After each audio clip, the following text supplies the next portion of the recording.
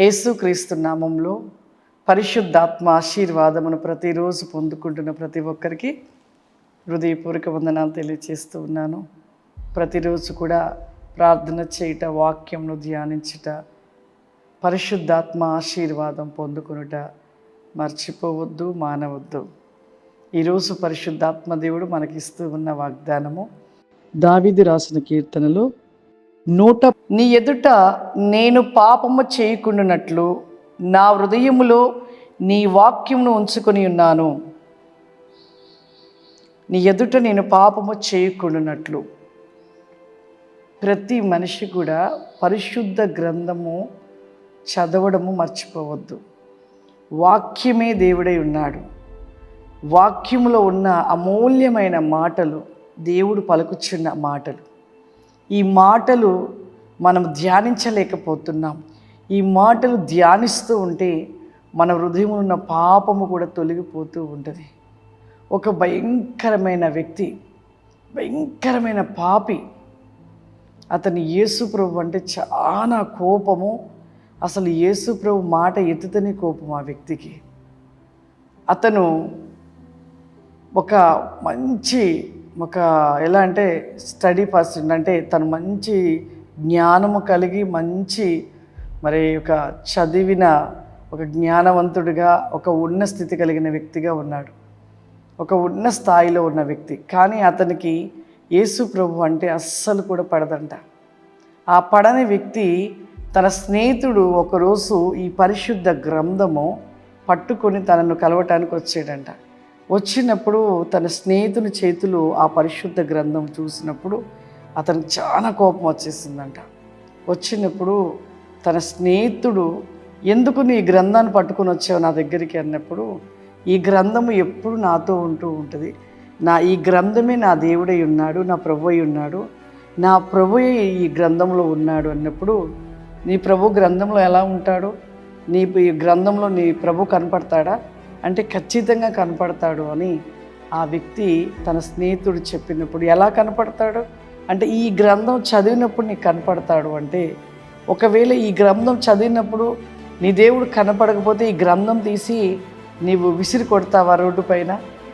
అనేకులు ఈ గ్రంథాన్ని త్రొక్కేటట్లుగా విసిరి పడేస్తావా అనేసి అన్నప్పుడు, ఖచ్చితంగా అన్నాడంట, నా దేవుడు మాట్లాడతాడని. అన్నప్పుడు అతను చాలా కోపంతో ఆ గ్రంథం గుంజుకున్నాడంట చేతిలోకి. గుంజుకొని రాత్రంతా కూడా ఆ గ్రంథాన్ని ముందుకు పెట్టుకొని కచ్చకి కోపంతో ఆ గ్రంథం అంతా చదివాడంట. ఆ కోపము ఎప్పుడైతే ఈ గ్రంథం చదువుతూ ఉన్నప్పుడు అతనిలో కోపం చల్లారుతూ వచ్చిందంట. ఈ గ్రంథం అంతా తను చదువుతున్నప్పుడు అసలు తనలో ఉన్న కోపము అన్నీ కూడా, అతనిలో ఉన్న పాపము అవన్నీ కూడా పోతున్నాయంట. అంటే విడిచిపెడుతున్నాడు. చదువుతుంటే అతని మనసు అట్లా అయిపోతుందంట.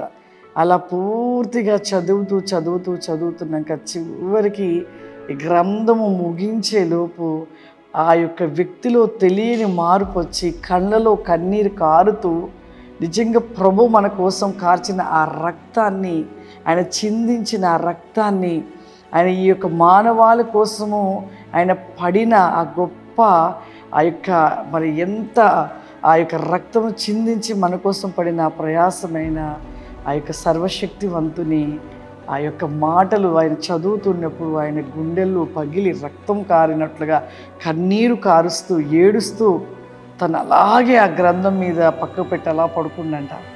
తన కన్నులకి ప్రభు సిలువ వేయబడుట, ఆ సిలువలో కాచిన రక్తము తన కన్నులకు కనపడుట, లేచి వెంటనే కూర్చుండంట. వెంటనే ఆ పరిశుద్ధ గ్రంథాన్ని మూసి ఇక తన స్నేహితుని పిలిచి తన క్షమాపణ అడిగి, ఈ గ్రంథం నేను ఇవ్వను, నిజమైన దేవుడు యేసు ప్రభువే ఈ గ్రంథం నాకు కావాలని తీసుకున్నాడంట. చూడండి, ఒక పాపిని, భయంకరమైన పాపిని ఈ గ్రంథంలో ఉన్న దేవుని యొక్క మాటల చేత మార్పు చెందాడంట. ప్రతి పాపి కూడా వాక్యము ద్వారా హృదయాన్ని శుద్ధి చేసుకోవచ్చు. ఇక్కడ దావీదు గారు మాట్లాడుతున్న ఈ మాట, నిజంగా ఈ యొక్క మాట, నీ ఎదుట నేను పాపము చేయకుండానట్లు నా హృదయములో నీ వాక్యం ఉంచుకొని ఉన్నాను. వాక్యాన్ని పాపము చేయకుండా ఈ యొక్క వాక్యం అనే దేవుని మాటలు హృదయములో ఉంచుకున్నప్పుడంట పాపానికి చోటు ఇవ్వము. అందుకే ప్రతిరోజు కూడా ఒక అధ్యాయమైన చదవాలి. లేచిన వెంటనే ఒక అధ్యాయం కంప్లీట్ చేయాలి. మన పిల్లలైనా మనమైనా వాక్యం పూర్తి ఒక అధ్యాయం కంప్లీట్ చేసి ప్రార్థన చేసుకొని ఆశీర్వాదం పొందుకొని ఏ పనైనా ప్రారంభించాలి. అలా చేసినప్పుడు మన జీవితంలో ఎన్నో పొందుకుంటాం ఆశీర్వాదాలు. పాపానికి చోటు ఇవ్వలేము, దేవునితో ఉంటాము, మనం నిత్యము వెలిగించబడుతూ ఉంటాం. ప్రార్థన చేసుకుందాం.